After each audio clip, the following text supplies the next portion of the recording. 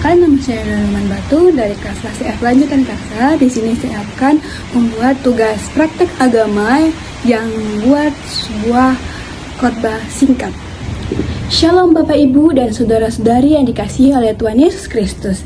Kiranya damai sejahtera dan kasih Tuhan menyertai kita semuanya. Saya berdoa semoga kita semua diberikan kesehatan, kebaikan, dan senantiasa hidup dalam penyertaan dan kasih Yesus Kristus. Pada hari ini saya akan menyampaikan sedikit firman Tuhan. Sebelum itu, mari kita berdoa.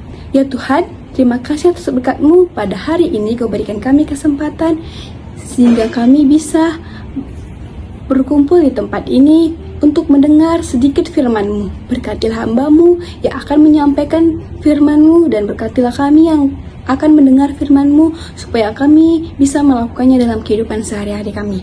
Inilah permohonan kami, hanya di dalam anak-Mu Tuhan Yesus kami mengucap syukur. Amin.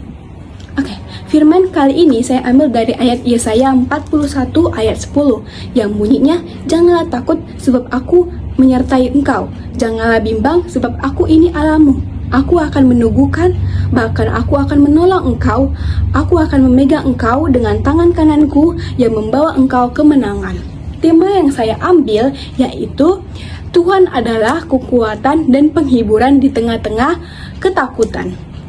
Kenapa saya ambil ayat ini dan tema ini? Karena sangat relevan dalam kehidupan sehari-hari kita, di mana setiap manusia itu mengalami masalah hidup, baru krisis, penyakit yang mungkin dialami, ketidakadilan dan permasalahan lainnya yang membuat manusia mengalami kebingungan, kebimbangan, keputusasaan dan menyerahkan diri. Kita belajar dari kisah Yahuda yang dimana mereka mengalami pembuangan dan penjajahan dari bangsa asing. Mereka kehilangan kemerdekaan, kehilangan masa depan, kehilangan kenyamanan hidup, sehingga mereka merasakan ketakutan, kebimbangan, kebingungan, dan keputusasaan. Tetapi Tuhan menekankan kepada bangsa Yehuda bahwa ayat ini sangat menjadi pedoman dan penghibur mereka. Karena Tuhan menekankan bahwa Tuhan akan menolong engkau, membantu engkau dalam persoalan apapun. Jadi bangsa Yehuda melakukan dan melaksanakan perintah Tuhan dan bisa mereka melewati dalam masa-masa tersebut. Jadi ayat ini menjelaskan, janganlah takut, janganlah bimbang, janganlah bingung, sebab aku akan memegang engkau dalam tangan kananku dan membawa engkau kemenangan. Jadi itu, firman ini sangat relevan dalam kehidupan kita. Tuhan tidak menekankan setiap manusia itu tidak memiliki masalah. Setiap manusia itu memiliki masalah. Ya, walaupun masalahnya itu sangat berat, mungkin masalah ringan, masalah yang sangat-sangat besar, tapi Tuhan berjanji akan menyertai engkau, menolong engkau, membantu engkau dimanapun dan kapanpun masalah itu ada dalam hidupmu. Karena setiap manusia itu merasakan kayak bimbang, dia langsung putus asa walaupun dia hanya sekali melakukannya. Contohnya, dia gagal dalam melakukan suatu hal, dia langsung putus asa. Padahal Tuhan menekankan, Tuhan akan menolong engkau, membantu engkau, membawa engkau dalam kemenangan. Jadi, kalau kita gagal, jangan langsung putus asa, tetapi kita bangkit dan mencoba lagi agar kita berhasil. Saya juga pernah merasakan bimbang, takut akan masa depan saya. Kayak mungkin saya pernah kayak mendapatkan nilai jelek kan. Jadi saya itu ngerasa, udahlah gak usah belajar. Saya belajar pun nilai saya jelek.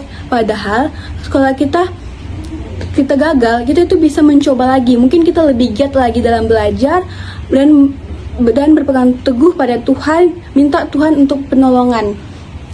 Jadi, teman-teman, janganlah pantang menyerah, jangan pernah putus asa, karena Tuhan akan menolong kita semuanya. Baru ada ayat dari Yesaya 40 ayat 31, bahwa katakan bahwa orang-orang yang menanti-nantikan Tuhan akan mendapatkan kekuatan baru dan tidak menjadi lesu maupun lelah. Lebih Dari itu, Tuhan juga berjanji memegang umatnya dan tangan kanannya yang membawa kemenangan. Tangan kanannya melambangkan kuasaan, otoritas, dan perlindungan bagi Tuhan. Jadi Tuhan akan menolong setiap orang yang percaya kepadanya, setiap orang yang selalu dekat dengannya, yang memiliki iman yang teguh pada Dia.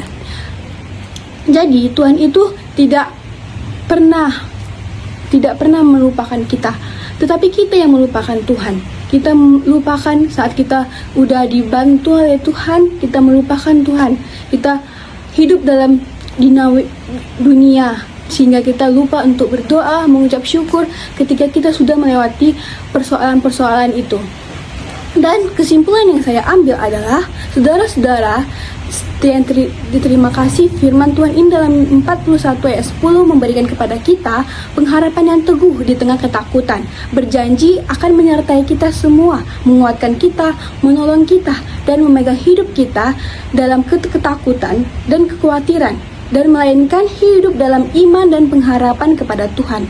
Tuhan yang menyertai kita.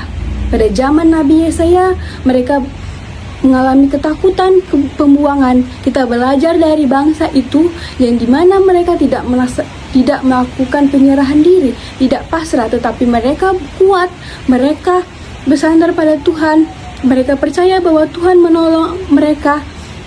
Jadi kita belajar untuk percaya kepada Tuhan, belajar lebih dekat kepada Tuhan, dan setia kepada Tuhan. Perjalanan dalam iman, mempercayakan seluruh hidup dalam tantangan maupun hidup kita serahkanlah pada Tuhan. Karena Tuhanlah yang mengatur itu semua. Tuhan akan menolong, membantu kita maupun kita dalam kesusahan, baru kita dalam kesedihan, ataupun kita dalam kesenangan. Tuhan akan menolong kita, membantu kita. Maka itu hiduplah dalam Tuhan, tetaplah pegangan teguh pada Tuhan, serahkan hidupmu kepada Tuhan. Amin. Mari kita berdoa. Tuhan, terima kasih atas berkat-Mu sehingga kami bisa menyampaikan firman-Mu dengan baik dan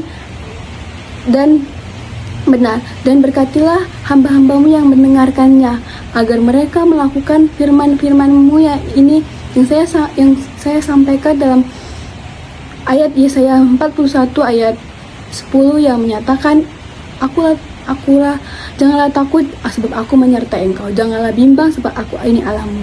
Aku akan meneguhkan, bahkan aku akan menolong engkau dan membawa engkau kemenangan. Dan agar mereka melakukannya semua firman ini dalam kehidupan sehari-hari mereka. Inilah renungan kami, adalah anak-Mu, Tuhan Yesus, kami mengucap syukur. Amin. Sekian dari renungan firman Tuhan yang saya sampaikan. Terima kasih. Shalom.